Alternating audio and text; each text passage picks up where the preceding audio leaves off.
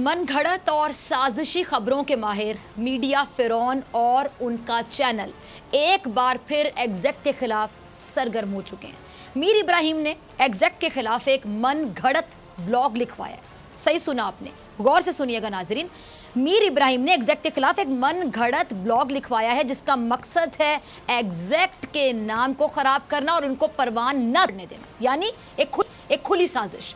ये एक ब्लॉग उस वक्त लिखवाया गया, ऐसे वक्त में लिखवाया गया जब मीर शकीरुर रहमान अपनी काली करतूतों की वजह से नैब की गिरफ्त में आ चुका है और बाहर निकलने की दूर दूर तक कोई आसार नजर नहीं आ रहे। हाँ, मगर मीर इब्राहिम दिन रात सर तोड़ कोशिश कर रहे कि किसी तरह हुकूमती अरकान या नैब को ब्लैकमेल करके या उनके खिलाफ झूठी खबरें चलाकर उन्हें मीर शकीरुर रहमान के साथ नरमी बरतने पर मजबूर कर दिया जाए, जिसके लिए दिन रात सुबह शाम अपने चैनल पर भी अपने अखबार पर भी शिद्दत के साथ खबरें चलाई जा रही हैं और दूसरी जानिब अपने सहाफ़ियों के ज़रिए मुतालिका लोगों पर मुख्तलिफ हथकंडों से प्रेशर भी डाला जा रहा है। इसी सिलसिले की एक कड़ी में एग्जैक्ट के खिलाफ एक झूठा ब्लॉग छपवाया गया, जिसके जवाब में अमेरिका के मारूफ कानून दान मिस्टर मर्क का कहना है कि मीर इब्राहिम का ये लिखवाया गया ब्लॉग झूठा है, झूठा है, झूठा है और इसमें रत्ती बराबर भी सदाकत नहीं। इसके साथ ही मिस्टर मर्क ने एक और इंकशाफ किया कि मीर इब्राहिम पैसों के एवज मुख्तलिफ लोगों के ज़रिए ऐसे ब्लॉग्स लिखवाता है ताकि अपने अहदाफ हासिल कर सके, जिसकी पहले भी कई मिसालें मौजूद हैं, जिस पर मिस्टर मर्क अब मीर इब्राहिम के ख़िलाफ़ कानूनी कार्रवाई भी करने जा रहे हैं। इसके अलावा उन्होंने ये भी इंकशाफ किया है कि उन्होंने एक सहाफ़ी का इंटरव्यू किया जो कि पहले मीर शकीरुर रहमान के लिए काम करता था।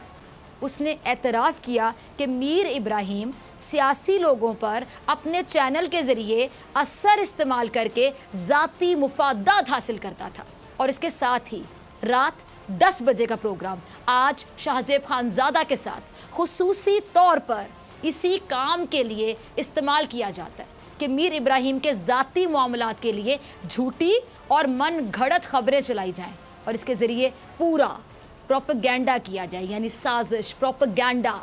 वाज़ेह रहे कि ये पहली बार नहीं है कि मीर इब्राहिम ने एग्जैक्ट के ख़िलाफ़ कोई झूठी खबर छपवाकर उस पर मीडिया ट्रायल करने की कोशिश की हो। इससे पहले एग्जैक्ट सानेहा पूरी पाकिस्तानी अवाम के सामने है। तो मेरे ख्याल से अगर मैं कहूँ कि उफ़ क्या जुल्म है तो गलत नहीं होगा। जुल्म है, पहले झूठी खबर चलाकर जो एग्जैक्ट के साथ जुल्म किया गया, इसमें भी FIA के तफ्तीशी ऑफिसर ने, मैं आपको बता दूं कि ये एतराफ़ किया था, FIA के तफ्तीशी ऑफिसर ने ये एतराफ़ किया था कि इस पूरी कार्रवाई के पीछे मीर शकीरुर रहमान है। ये बाकायदा एतराफ़ किया था उस ऑफिसर ने कि पूरी कार्रवाई के पीछे मीर शकीरुर रहमान है और इसके साथ ही ये भी कबूल किया था कि एग्जैक्ट का तमाम कारोबार कानूनी है। इसके ख़िलाफ़ कोई भी सबूत हासिल करने में FIA कामयाब नहीं हो सका। इन एतराफ़ी बयानात की कॉपी ये चलाइए मेरे प्रोड्यूसर ने, आप स्क्रीन पर देख सकते हैं इन एतराफ़ी बयानात की, ये आप स्क्रीन पर देख सकते हैं, मुलाज़ा कीजिए। अब इस पूरे मामले पर बात करने के लिए मेरे साथ माहिर कानून दान है जी, माहिर कानून है मेरे साथ राजा रिजवान अब्बासी साहब, उनसे बात करती हूँ। वार्म वेलकम रिजवान अब्बासी साहब। ये मामला आप बहुत अच्छे तरीके से समझते हैं और आप नाज़रीन को मज़ीद समझा सकते हैं। जी, पहला सवाल आपसे ये जानना चाहूँगी कि मीर इब्राहिम ने जो एग्जैक्ट के ख़िलाफ़ झूठी खबरें शाया करवाई हैं उस पर पाकिस्तान के कानून के मुताबिक मैं आपसे जानना चाहूँगी, क्योंकि आप माहिर कानून हैं, कानून के मुताबिक क्या सज़ा हो सकती है? जो भी किसी के खिलाफ झूठी खबर या किसी को डिफेम करे, झूठी खबर का मतलब ये है किसी को डिफेम करना, तो उसके लिए जो है एक तो आप डेफेमेशन ऑर्डिनेंस के तहत डैमेजेस क्लेम करते हैं और दूसरा आप सेक्शन 500 PPC के तहत जो है आप प्राइवेट कंप्लेंट फाइल कर सकते हैं और उसकी सज़ा जो है वो मैक्सिमम सज़ा 2 साल है। लेकिन आपको प्रूव करना पड़ता है कि ये जो खबर थी ये झूठी थी और इसका मकसद जो था वो किसी को डिफेम करना था या जो भी एग्रीव पर्सन है उसको डिफेम करना था। अच्छा रिजवान साहब, मीर इब्राहिम ने जो पहले एग्जैक्ट के खिलाफ खबरें छपवाई जिस पर पाकिस्तानी तारीख का अगर मैं कहूँ कि सबसे बड़ा जुल्म हुआ तो गलत नहीं हो गया, क्या उसमें भी तफ्तीशी ऑफिसर ने एतराफ़ कर लिया था कि इसके पीछे मीर शकील और मीर इब्राहिम ही थे? देखिए, ये तो जहाँ तक एग्जैक्ट केस का ताल्लुक है, ये बहुत बड़ा झूठा केस था। यानी ये केस एक झूठ का पलंदा था जिसमें किसी किस्म की सदाकत पहले दिन से मौजूद नहीं थी, बल्कि शुरू से ही इसमें बदनीयती, बददियानती और ये चीज़ें आया थीं, जिसके लिए अभी देखें जब किसी के खिलाफ झूठा केस होता है तो उसकी दो स्टेजेस, अगर इन्वेस्टिगेशन स्टेज पे वो केस झूठा साबित हो जाए तो कंप्लेनेंट के खिलाफ जो है 182 की प्रोसीडिंग्स इनिशिएट हो सकते हैं। लेकिन अगर इन्वेस्टिगेशन स्टेज पे किसी भी वजह से, जैसे तफ्तीशी अफसर ने ये एतराफ़ किया कि उस वक्त बेइंतहा प्रेशर था, तो इस वजह से वो तो मेरिट पे उन्होंने इन्वेस्टिगेशन ही नहीं की और सब बददियानती पे अपनी चीज़ें जो है कलेक्ट करके एक झूठ का पलंदा अदालत में दाखिल कर दिया। तो ऐसी सूरत में एक्विटल अर्न करने के बाद जो एक्यूज है उसके पास राइट होता है कि वो डैमेजेस क्लेम करे from the every person who is involved in that fake case also. तो ये उस वक्त जो है ये राइट एक्रू होता है, लेकिन इसमें कोई शक नहीं है कि वो केस, एग्जैक्ट केस जो है वो पाकिस्तानी तारीख में जब बहुत बड़े झूठे केसेस की जब अगर कभी कोई लिस्ट बनी तो ये केस भी उसी बदनमा निशान के साथ मौजूद होगा कि ये भी एक झूठ पे मबनी केस बना था जिसका मकसद किसी को मिलाइन करना, जिसका मकसद कोई और था और इंसाफ का हसूल इसका मकसद नहीं था। अच्छा रिजवान साहब, ठीक है, ये भी ज़रा बताइएगा कि अगर ये साबित हो जाए कि मीर इब्राहिम प्रोग्राम आज शाहजेब खानज़ादा को अपने ज़ाती मुफाद के लिए इस्तेमाल करता है, तो इस प्रोग्राम चैनल और मीर इब्राहिम के खिलाफ क्या कार्रवाई हो सकती है? प्रोग्राम चैनल और मीर इब्राहिम सबके खिलाफ क्या कार्रवाई हो सकती है, बताइएगा। देखिए, यहाँ पे पेमरा जो है वो एक इदारा, आज़ाद इदारा है जिसका मकसद मीडिया की इन तमाम चीज़ों को कंट्रोल करना है। तो कोई भी शख्स, एक तो कोई भी शऊर शख्स जो है वो किसी के हाथ इस्तेमाल वो होना अजीब सी बात है, लेकिन जो भी शख्स किसी के खिलाफ प्रोपेगेंडा करता है, कोई भी प्रोग्राम टेलीविजन, इलेक्ट्रॉनिक मीडिया के ऊपर बैठ के किसी को डिफेम करने की कोशिश करेगा, तो वो शख्स जो है वो खुद जिम्मेदार होगा, क्योंकि हर आदमी जी शऊर है। एक आदमी जो कि प्रोग्राम होस्ट करता है, इसका ये नहीं हो सकता कि वो यानी बिल्कुल इनोसेंट हो और किसी के हाथ इस्तेमाल हो रहा हो, लेकिन सबसे पहली जिम्मेदारी उस शख्स की है जो कि प्रोग्राम होस्ट कर रहा है, और उसके खिलाफ पेमरा भी जो है प्रोसीडिंग्स इनिशिएट कर सकता है और जो एग्रीव्ड पर्सन है वो भी प्रोसीडिंग्स इनिशिएट कर सकता है।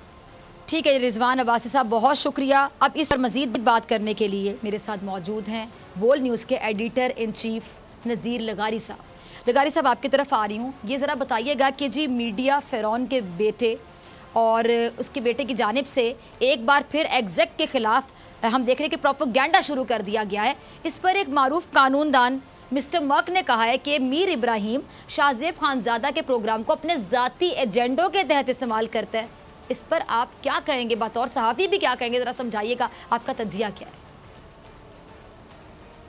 देखिए, ये तो होता है पहली बात कि कोई इनका प्रोग्राम एजेंडे के बगैर नहीं होता। सिर्फ ये नहीं कि कोई एक प्रोग्राम, ये एक प्रोग्राम भी होता है जिसका आपने जिक्र किया है, जिसके बारे में आपने सवाल किया है। ये प्रोग्राम आलमोस्ट जितना होता है वो 90% एजेंडा, बल्कि 95% एजेंडा ड्रिवन होता है, और पहले एजेंडा दे दिया जाता है, फिर उसके मुताबिक नताइज पहले से तय कर लिए जाते हैं और प्रोग्राम को आगे बढ़ाया जाता है। ये बिल्कुल तय है, इसी तरह से ही होता है।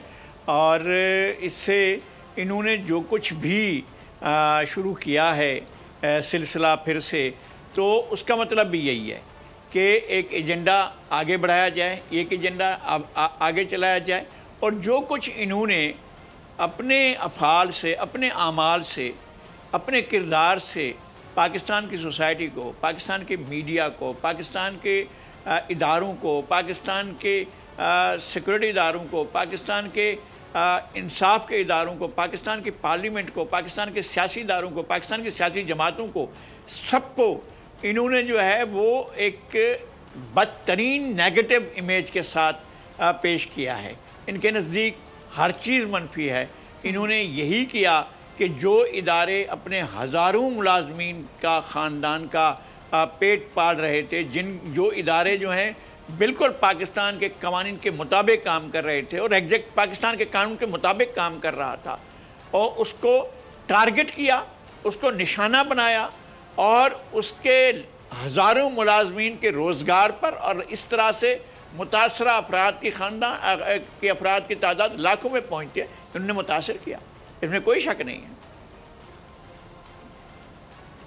अच्छा लगारी साहब, ये बताएं, मीडिया फिरौन मीर शकील की गिरफ्तारी के बाद मीर इब्राहिम अपने रिपोर्टर्स और चैनल के जरिए हुकूमती अरकान और नैब हुकाम को ब्लैकमेल करने और उन पर असरअंदाज होने में भी मुलव्विस है, इसमें कितनी सदाकत है? देखें, ये पुराना खेल है। ये खेल हमेशा से खेला जा रहा है।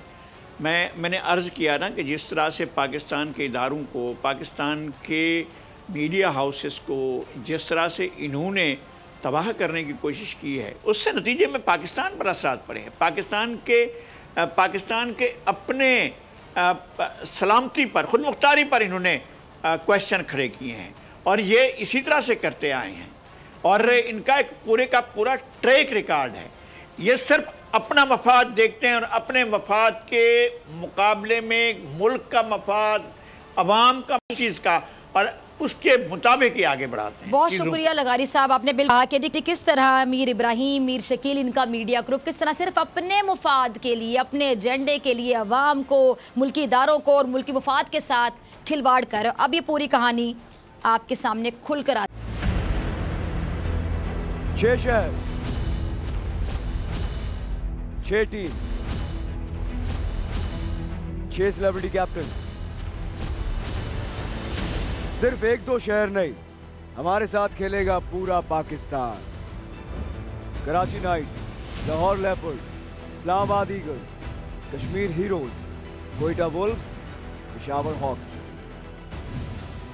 तो हो जाएं तैयार, पाकिस्तान में पहली बार गेम शो ऐसे चलेगा लीग के लिए। जिताएं अपनी पसंदीदा टीम को। खेलेंगे आप इस रमजान, गेम शो ऐसे चलेगा लीग।